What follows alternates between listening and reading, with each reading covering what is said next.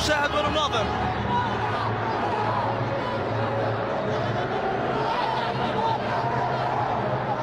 مع الدقائق الأخيرة من شوط المباراة الأول، هل يفتتح العداد في هذا الميعاد المنتخب العراقي أم أن ما زالت الأمور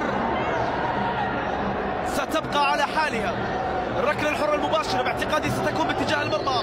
مهند إجعاز على التنفيذ، إجعاز على التنفيذ وأمان في الحراسة، أمان وإجعاز سنرى ونشاهد.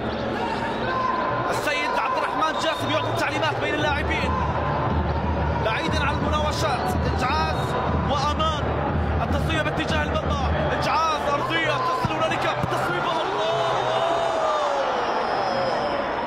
جميلة الفكرة، رائع التطبيق، ولكن بالنهاية هنالك دفاع يمني صلب، هنالك دفاع يمني صلب يقف على قلب واحد ويتصدى لكل الكرات ويمنع الأهداف، وإلى حد اللحظة ينجح الدفاع اليمني في المهمة. 0-0 ما زالت، قد تتحرك النتيجة بعرضية براسية ولكن الحارس يتصدى. تعود من جديد، إبعاد اللقطة من محمد هاشم، وصلت رمية تمام.